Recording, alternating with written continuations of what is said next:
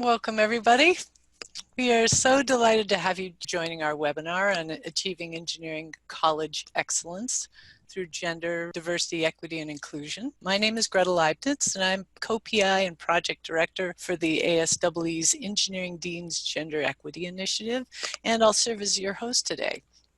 And with me are Geraldine Gooding, who's the EDGE program manager, and she will be helping monitor the chat. And then Dr. Valian. She's an internationally acclaimed gender equity researcher and distinguished professor of psychology at Hunter College. What I'd like to do is just note that she has written a fabulous book. She's written two, but the one I want to reference in particular is An Inclusive Academy. I found this book highly readable. I love the dense research that she builds her case upon, but most importantly, it's very action-oriented. So by way of example, I wanted to show you a section on her recommendations for maximizing faculty retention and building community. In that section, she includes institutional policies. She talks about institutional programs that are evidence-based. She has recommendations for actions by senior administrators, as well as recommendations for department chairs. So you get a sense that the recommendations that she does provide are evidence-based, and they're all throughout the book. So this is,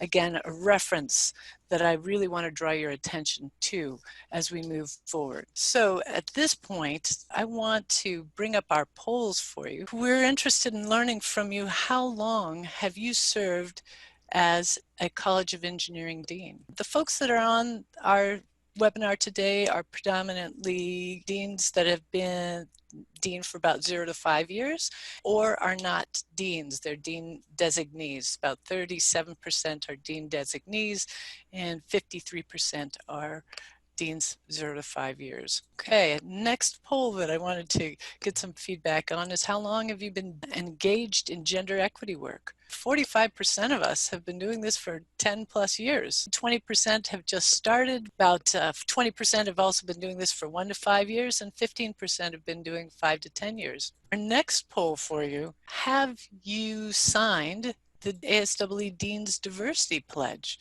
That is really critical to us in the Engineering Deans Gender Equity Initiative. We want to see that folks are taking a public pledge to address diversity, equity, and inclusion. The other question that we've got up is, do your colleagues at your institution know that you, as a dean, have signed the pledge? We've got 55% that have said yes, as a dean, they've signed the diversity pledge.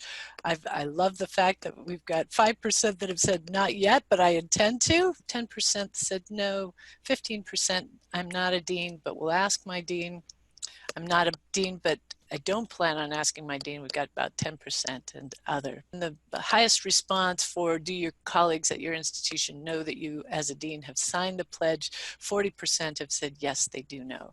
There's a good significant number though, 20% that have said I don't know. And that's good to know, because we can address that and do some marketing. And 15% say no, they don't know that I've signed the pledge. 10% have not signed the pledge, and 15% are not deans, so they haven't signed the pledge either. So at this point, I'm going to go ahead and turn off my webcam, and we are going to go ahead and start with Dr. Valian. Thank you. Take it away, Virginia. Hi, everybody. I'm delighted to talk to all of you today. I want to emphasize that one of the books that Greta was talking about is co-authored with Abigail Stewart, and she is actually the first author of the two of us, and you'll see why I particularly mention that in a little bit. My aims for today are to explain why white women and men and women of color are underrepresented in engineering and don't advance as fast as white men do.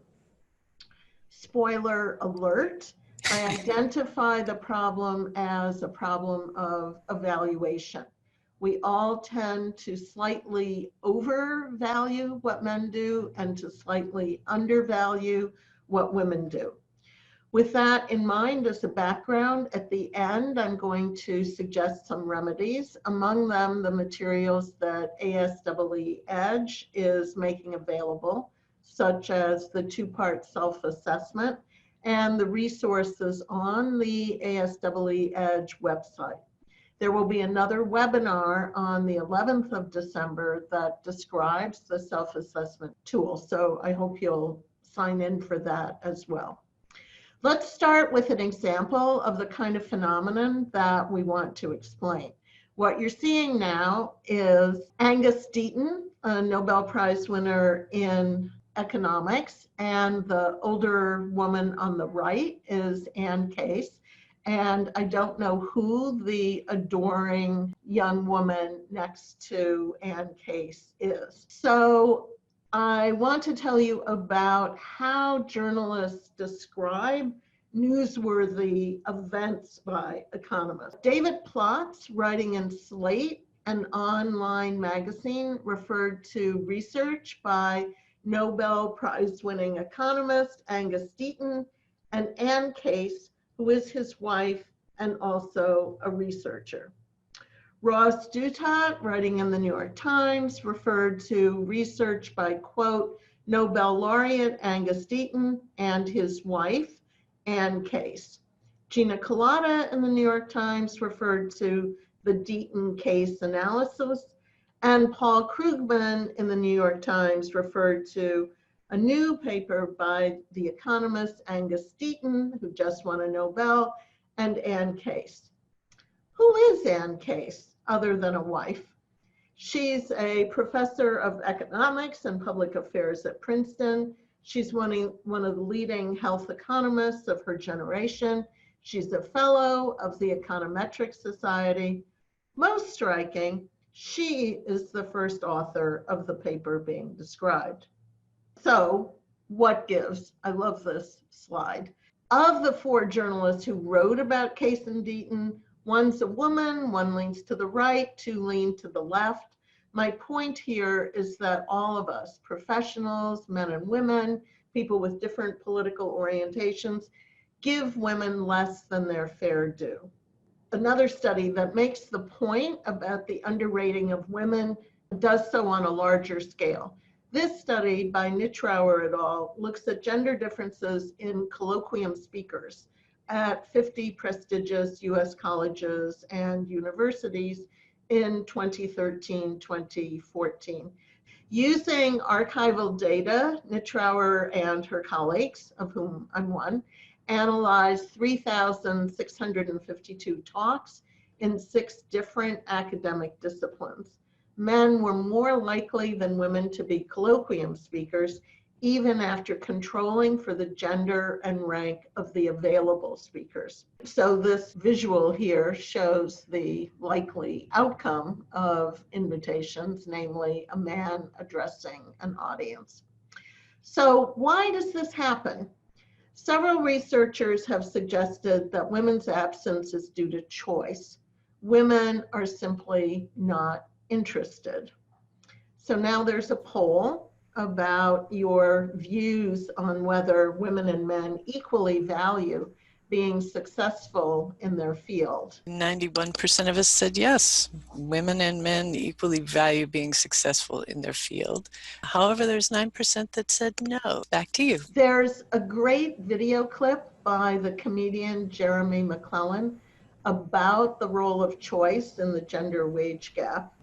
He says, men naturally gravitate towards higher paying professions like doctor or engineer or CEO, whereas women, this is true, just naturally gravitate toward lower paying professions like female doctor and female engineer and female CEO. So our data suggest, in line with what most of you thought was the case, that women are equally interested in opportunities to present their work. We surveyed faculty and found no differences between men and women at top universities and the extent to which they valued or turned down speaking engagements. So the gender disparity in colloquium speakers is not due to women not wanting to talk or to women turning down opportunities more than men do. Rather, it seems to be due to the gatekeepers, the inviters, who ask people and schedule speakers. Gatekeepers have the power to create, to magnify, or to reduce gender differences.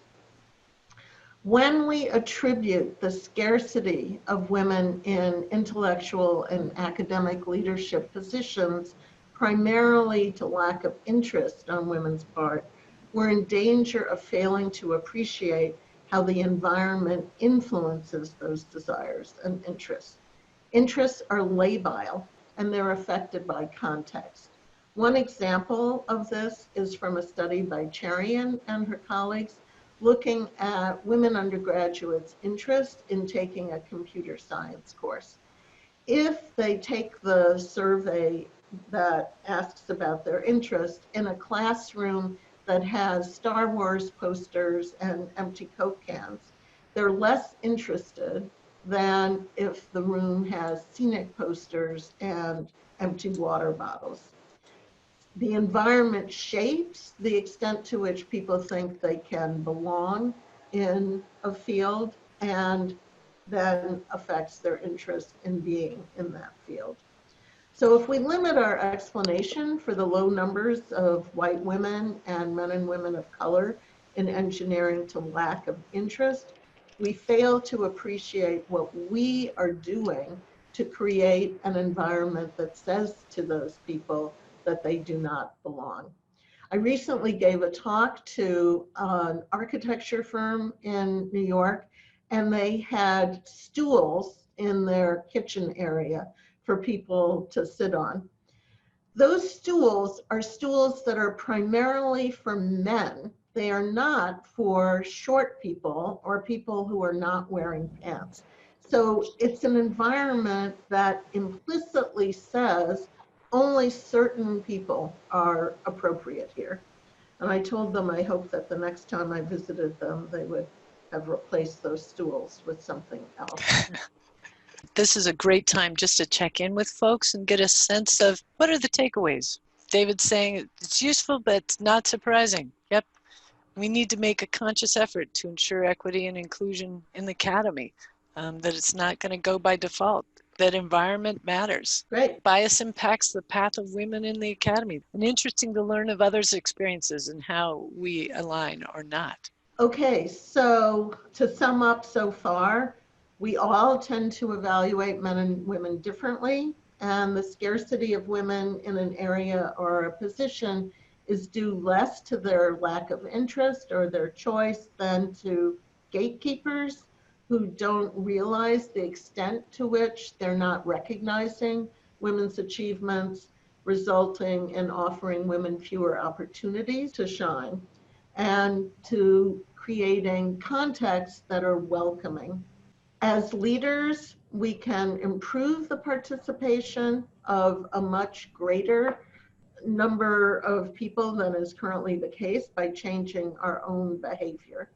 So we can alter our own personal behavior, we can improve the decisions that gatekeepers make, and we can work actively to create inclusive environments. I'll get to some of those points as we go along. Where do these unequal judgments come from? We need to understand schemas. Schemas are cognitive constructs. They're largely non-conscious, but some parts of them are conscious as well, that organize beliefs and knowledge about members of a category. The category can range from inanimate objects like skyscrapers to social categories like woman or professional positions like engineer. Schemas are very similar to stereotypes, but the idea of a stereotype suggests a built-in bias, whereas schemas are neutral in principle. Schemas are necessary shortcuts that we take, and they're usually accurate to some degree. We develop schemas in order to understand our world and to navigate in it with a minimum of effort. People sometimes refer to cognitive misers as the impetus behind the development of schemas. Gender schemas are cognitive constructs that portray men as capable of independent action, as doing things for a reason, as solving problems and as being oriented to the task at hand. Men look right for jobs that are thought to require focus, unemotional reasoning, problem solving, and ambition. Schemas portray women as nurturant, communal, and expressive of their feelings. So schemas lead directly to overvaluing men and undervaluing women in professional settings. Both men and women hold schematic views of men and women to the same degree as long as we query them implicitly, subtly. If we query people explicitly, first of all, everybody has a tendency to say what they think is the right thing, and women are more likely to say what we think is the right thing than men. But when we use the subtle procedures that my fellow cognitive and social psychologists do, then we see that both men and women have gender schemas. So we can now ask who looks right for the job of engineer and who looks right for the job of taking care of others and laboring for love. We've got another poll for you. How might schemas influence the recruitment of women and men in engineering? Here are the results. Research evidence suggests schemas influence all but the last option.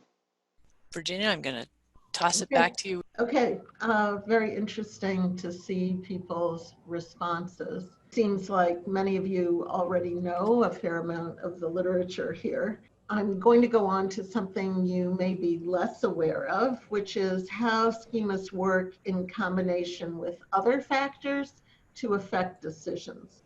So to understand what happens in recruiting people for an engineering position, we can combine people's beliefs that they're impartial and unbiased with gender schemas that represent women as less likely to fit the position of engineer.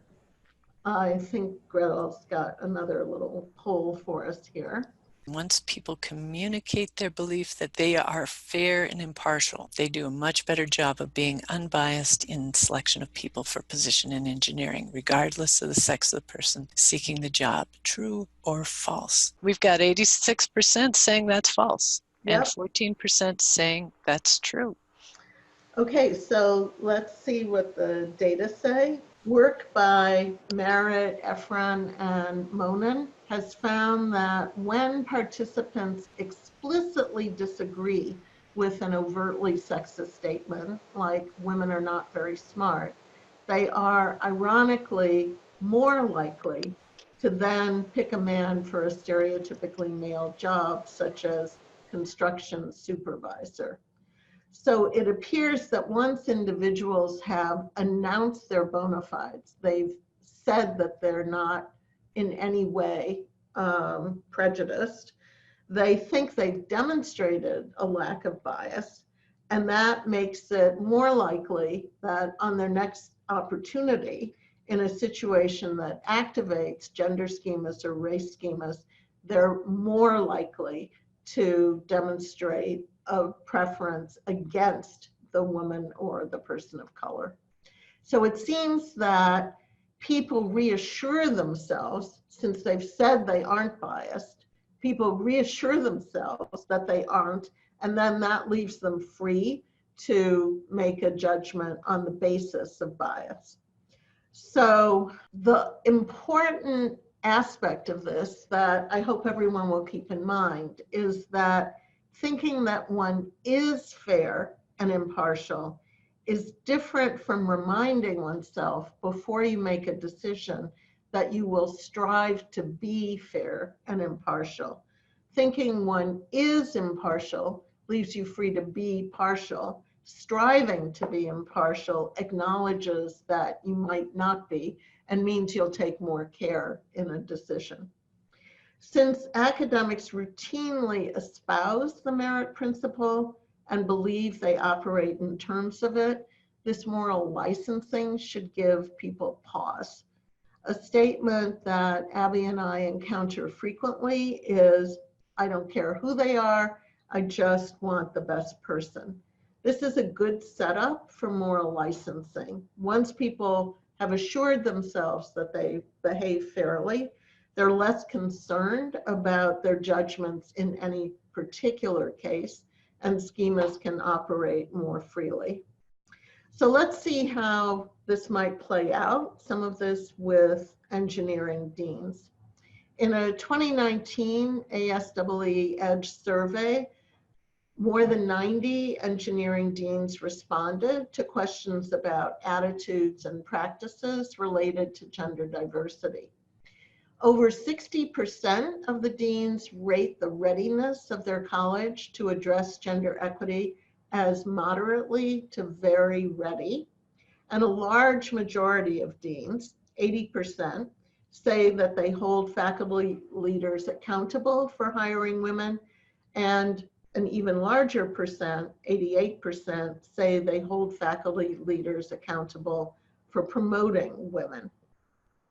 In the following series of polls, we'd like to see how you predict deans responded to the questions that Gretel will now put up for you.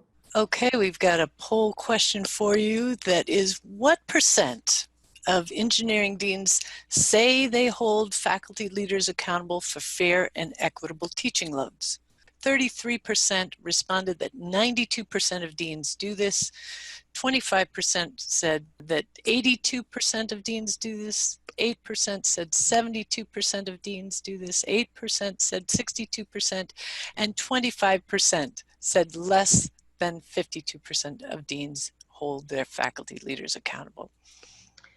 So in fact, 92% of deans say that they hold faculty leaders accountable for assigning fair and equitable teaching loads. So now we've got another poll, and this one is in regards to what percent of deans do you think say that they hold faculty leaders accountable for fair and equitable service loads? Most of you said that 95% of deans say they hold faculty accountable for service loads. That's at 42% of our respondents say that. 20% of our respondents say 87% of deans do this. Very few of us say that 75% of deans say they hold their faculty accountable. 8% are saying that 62% of deans hold their faculty accountable, and the second largest majority, namely 28% of you, say that less than 50% of deans hold their faculty leaders accountable. Virginia, tell them what the answer is. The actual data are 87% of deans say that they hold faculty leaders accountable for assigning fair and equitable service loads. So all of this sounds very positive, especially the idea that deans are holding leaders accountable for subtle possible inequities like teaching and service. Now, deans also reported examples of the type of data their colleges collected. So Gretel's going to show you another poll now. And in this poll, we're asking you, what percent of deans do you think actually track teaching loads by gender? You said overwhelmingly that less than 52% actually track the data on teaching loads by gender. We had 12% that said that 72% of deans track teaching loads, but most of you, 88%, said less than 52% of deans track loads by gender. Okay, and you are right. Only 32% of deans report tracking teaching load by gender. So you recall 92% of deans say they hold faculty leaders accountable for assigning fair and equitable teaching loads, but less than a third of them are actually keeping track of teaching load by gender. So we can go on to the next poll now. And this poll asks you to identify what percentage of deans say they track service loads by gender. Every one of you said that less than 50% of deans track service loads by gender. And the actual figure is 26%. So 87% of deans say they hold faculty leaders accountable for assigning fair and equitable service loads, but only 26% of them actually track service load by gender. So I think it's obvious it's difficult to hold people accountable for assigning fair and equitable teaching and service loads if one isn't collecting and reporting the data. Of further note are gatekeeping behaviors like tracking award nominations and salary by gender. So what percentage of deans say that they track award nominations by gender? An overwhelming majority of you, 88%, say less than 50% of deans say they track award nominations by gender. We had a slight minority saying 4% of you said 70% of deans track their award nominations by gender, and another 8% of optimistic individuals say 60% of deans say that they track award nominations by gender. And the actual percent is 34. We've got one more poll for you here, and that is what percent of deans say they track salary by gender. Majority of you at 31% say that less than 52% of deans track salary by gender. However, the rest of the options are split, about 19% each. What's the answer, Virginia? Okay, so I'm happy to say you're a little more pessimistic than is actually the case. 72% of deans collect information on salary by gender. I was more shocked by this percentage than by any of the others because I thought everybody reviewed salary on a regular basis for possible inequities. So it's 72% are tracking salary by gender. So to summarize here, although deans say that they're holding leaders accountable, only a minority are tracking all the data that are a prerequisite for actually holding leaders accountable. And consistent with other research data, deans appear to be overly optimistic about their own behavior. They're basing their estimates on their good intentions rather than their actual behaviors. So they say they're holding people accountable, but they actually are not doing so when they report their actual behavior. If we're going to improve gender representation and the representation of other underrepresented groups, it's critical that we collect data and that the data we collect are valid. For example, student teaching evaluations are often used as a key indicator of faculty teaching success.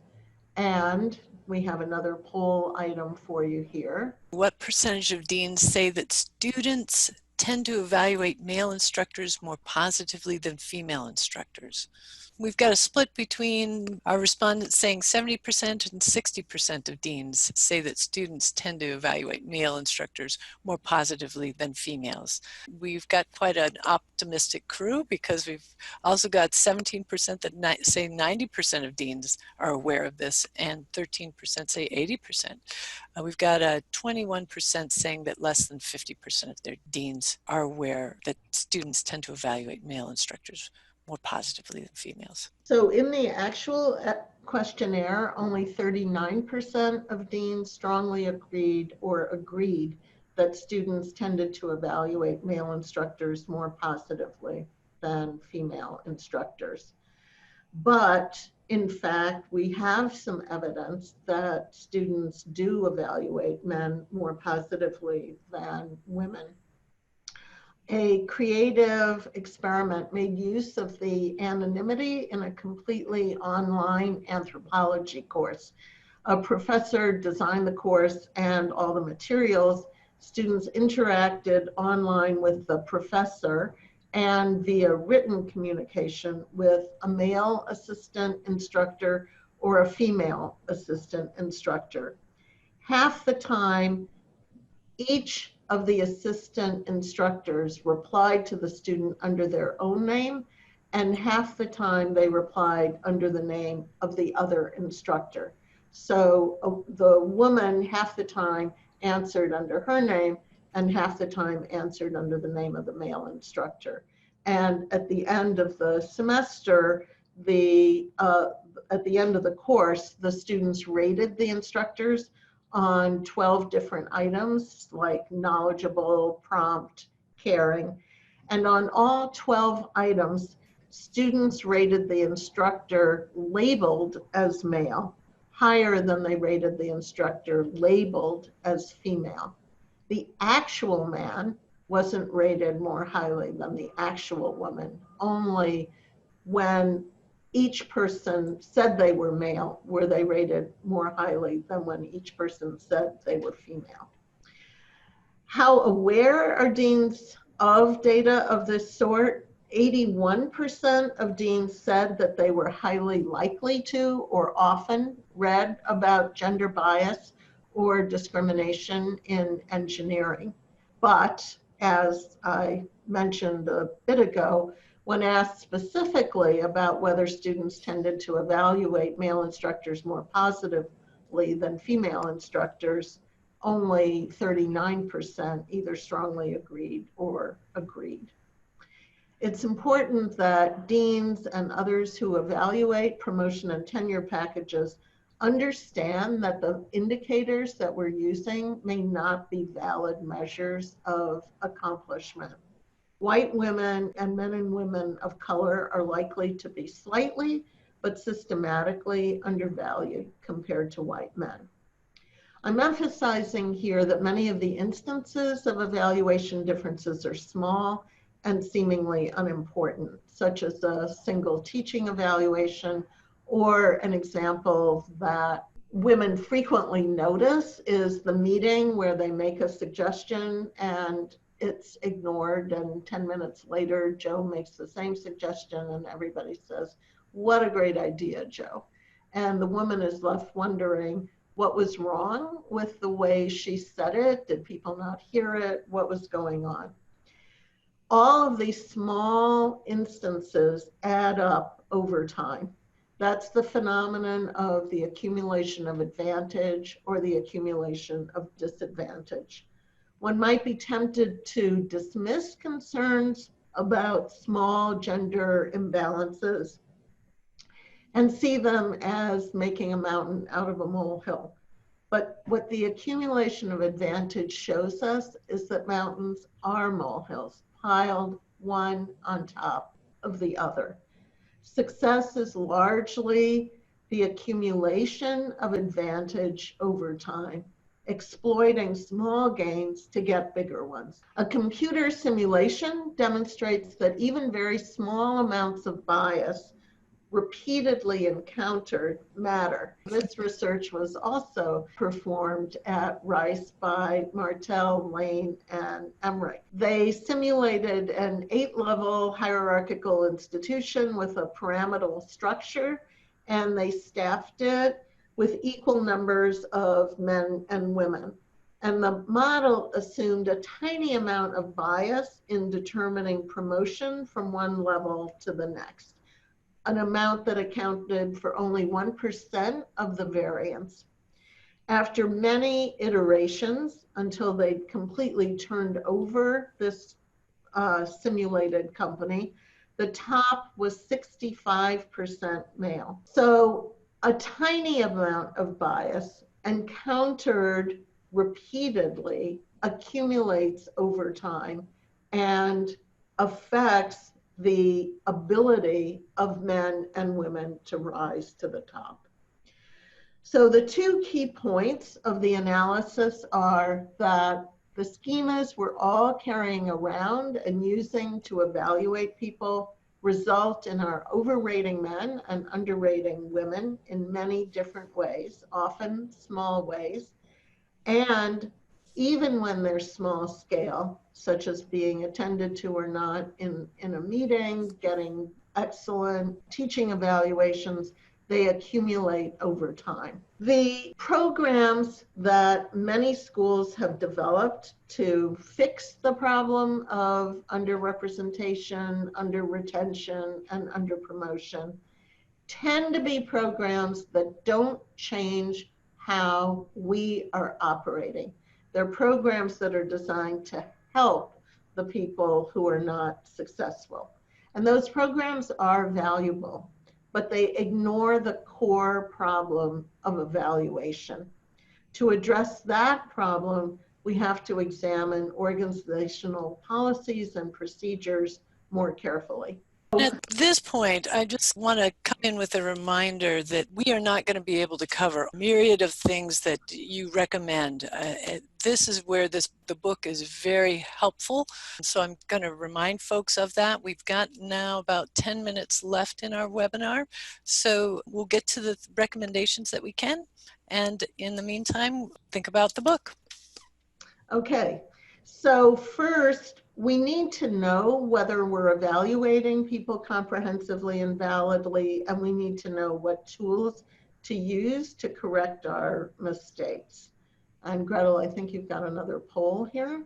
I do. And this poll is, what type of college data is collected to help inform efforts to address gender equity, diversity, and inclusion? And you can check whichever applies to your institution. We're highlighting here our two-part EDGE college self-assessment tool, trying to bring attention to that state-of-the-art tool that it's available for those that may not have done this work. But we also know that folks collect informal qualitative information like case examples or faculty feedback, or they collect formal qualitative information through focus groups and survey responses. You may have college level climate surveys, or you may have institutional level climate surveys that are broken down by college, and that's how you get your information. You also may collect your information from institutional research, and there may be other vehicles by which you collect your information.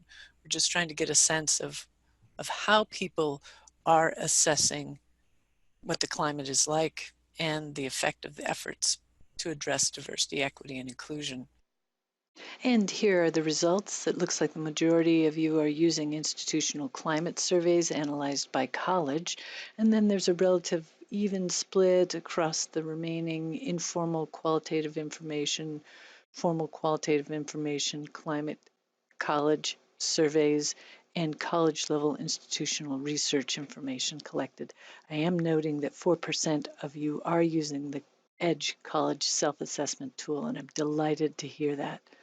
So that does seem to be something that people will find useful, and the data that are collected using that college self-assessment tool can serve as benchmarks for progress. And there will be a webinar coming up on December 11th that will discuss that tool in detail. So we have only a few minutes, and I think that means I'm not going to be able to tell you everything I would like to tell you. I will close so that there will be a little time for people to ask questions by saying that one issue that a number of you mentioned was that some faculty, many faculty are either not on board or think that quality will suffer if you have a diverse set of applicants. And I think it's important in that respect to know what the benefits of diversity are for the professoriate. Abby and I have a chapter on benefits in our book, but just to summarize here briefly, fairness, of course, is the most important thing. Maximization of the talent pool is obvious. What's less obvious, but what there are data on, is that a diverse group of problem solvers is more innovative than a homogeneous group. There's now a fair amount of data to that effect. Demographic diversity leads to intellectual diversity and to new fields. You have greater success with ill-defined problems, and most of the problems that we deal with are ill-defined problems, and you get better outcomes for students who are members of underrepresented groups. every dean designee should know what all of those benefits are and what the data are that substantiate the claim that there are benefits, so that we can eliminate the idea that women and people of color are getting their jobs because they are diversity hires rather than because they are competent. As I said, in our book, Abby and I make a number of specific recommendations about how recruitment should proceed, how promotion should proceed, how deans can hold chairs or heads accountable, and what principles should underlay the various procedures and policies that we come up with. I know one question that has come up is in search committees, we're seeking to hire the best, and the best invariably has a stamp on it from, elite institutions. Can you please address that? Yes, I can. So one major recommendation Abby and I make is to decrease as much as possible the amount of attention one pays to what we call proxy information, and to increase as much as possible the amount of attention that one pays to direct information. Proxy information is information like what school the person went to. And we know that African Americans are going to be penalized right from the get-go, because only 34% of African Americans get their degrees from very high research institutions. Women, 44% of women compared to 47% of men get their degrees from very high research active institutions. That difference seems small, it is significant. So to the extent that we rely on that information, we are setting ourselves up from the beginning to reduce the number of women and people of color whom we entertain as serious candidates. The solution to that is more work for people who are on the admissions committee. We recommend that people ask for 3 kinds of information in addition to the standard: a research statement, a teaching statement, and a diversity statement, as well as a cover letter, and that everyone read all of that information, and that everyone who is at least relevant to the job have at least one of their papers read by at least one person on the committee.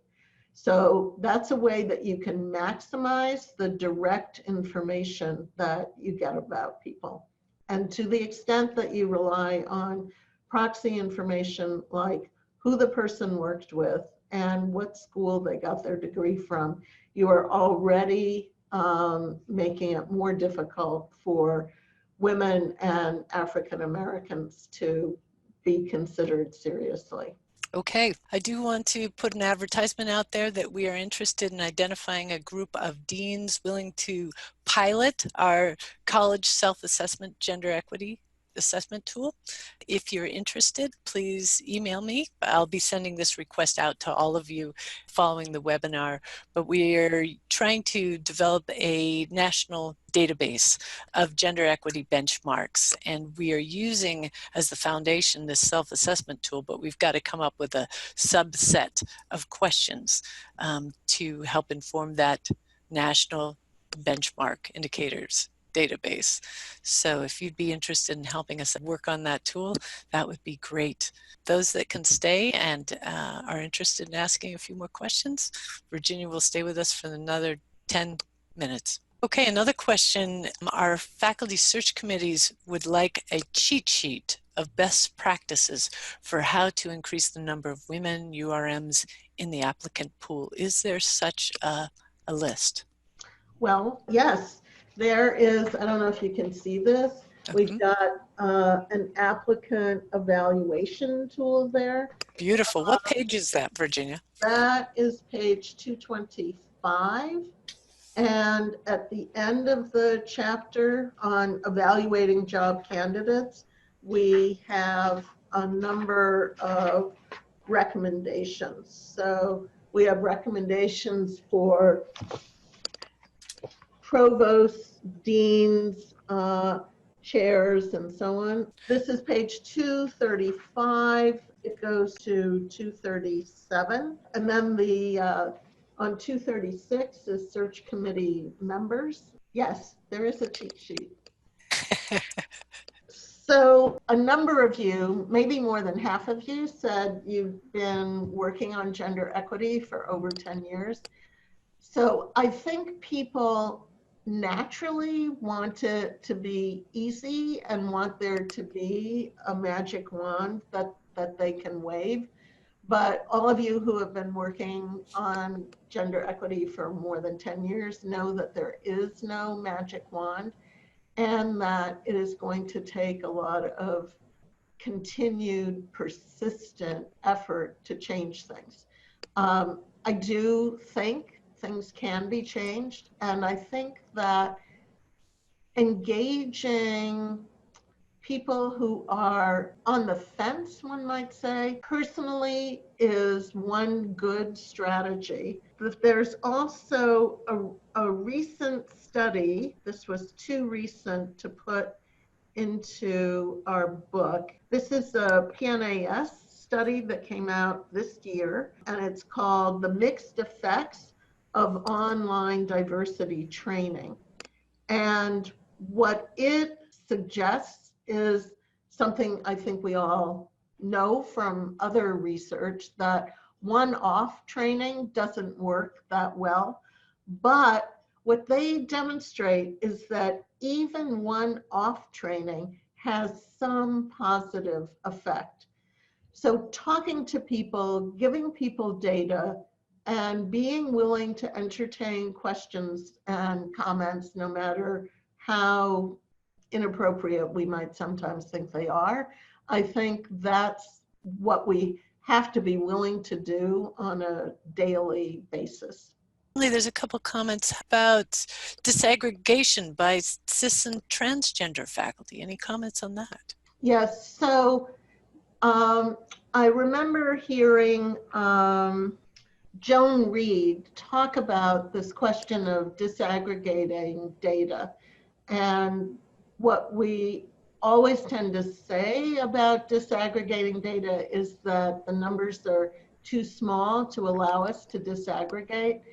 But the fact that the numbers are too small is part of the problem. It is difficult. I think one would have to do national studies in order to get at the problems that trans individuals and people who are differently able have, because at any given institution, the numbers are so small that first of all, the people are automatically identified, which they don't necessarily want to be, and it becomes difficult to get good numbers.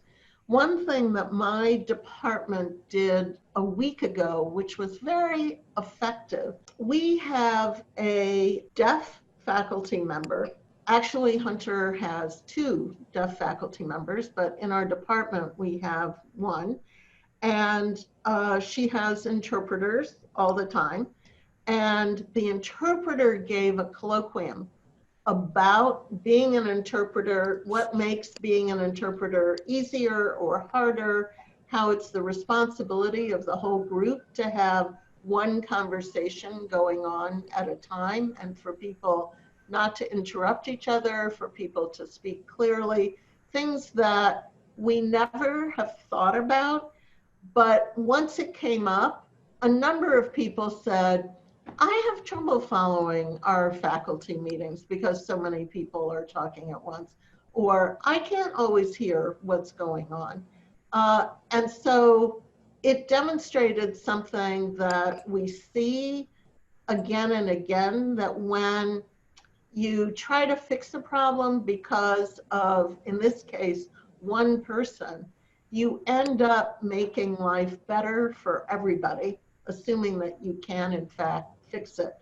And so this idea of coming up with universal solutions, I think is one of the most important things we can do. And that's a principle that Abby and I enunciate in the preface to the book.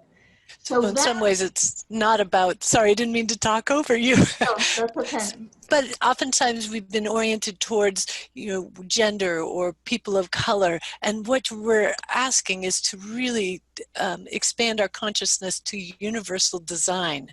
And that way we can affect positive change for everybody. So that means if the trans individuals at one's institution are willing to talk via a focus group or a small group where one can see what are the issues and what could we do to make those issues go away, that would be a way of addressing it.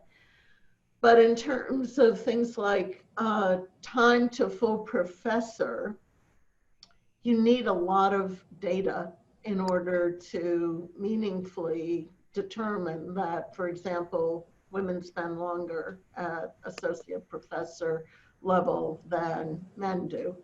And in some things, you really need national data. So some of you are probably aware of OMIRA's data looking at service loads and showing that women are asked more than men and they accept more than men to do service. But people aren't tracking that sort of thing enough.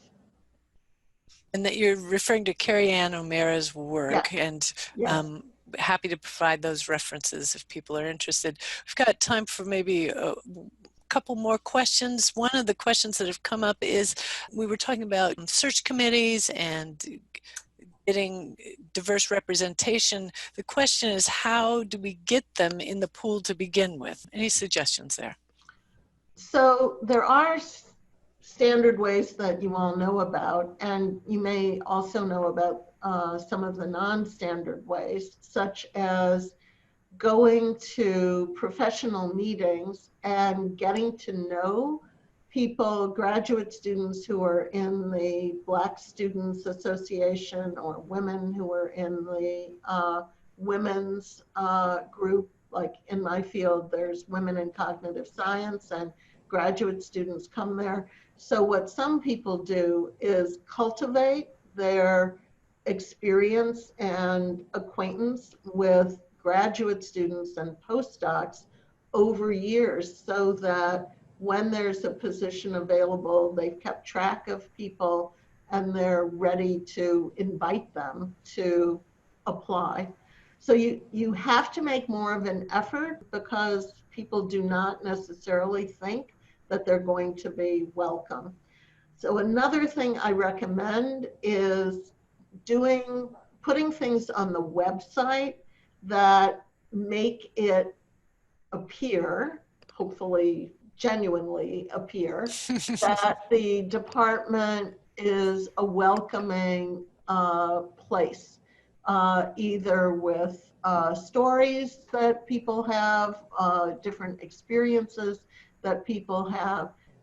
Make the website is your way of trying to demonstrate that you are inclusive and welcoming, and you can do a lot there. One last question. This is an interesting one. When you're looking at papers, how do you handle multiple author papers to give the candidate proper credit for their work? That's a real toughie.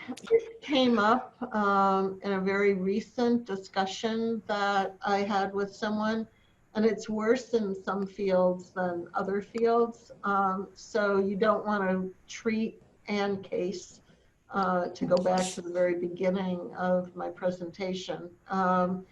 So I think with this, as with some other things, being prepared ahead of time and having a discussion ahead of time, how do we want to deal with team papers, with collaborative papers?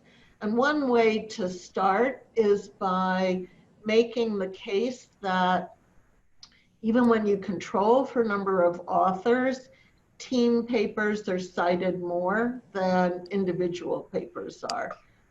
We discussed that in our book. So collaboration and interdisciplinarity seems to be the wave of the future. So if we penalize people for doing that sort of work, we're effectively penalizing ourselves. So I think having the discussion ahead of time and having some agreement ahead of time about what's going to count and what isn't going to count can help alleviate some of that tendency to discount, especially women and people of color, when they have a team publication. But another thing, that's another reason that the research statement, the teaching statement, and the diversity statement are helpful, because that is direct information that you're able to get from somebody. Perfect. Thank you, Virginia, for your Thank you all. expertise and your time, and we look forward to further conversation.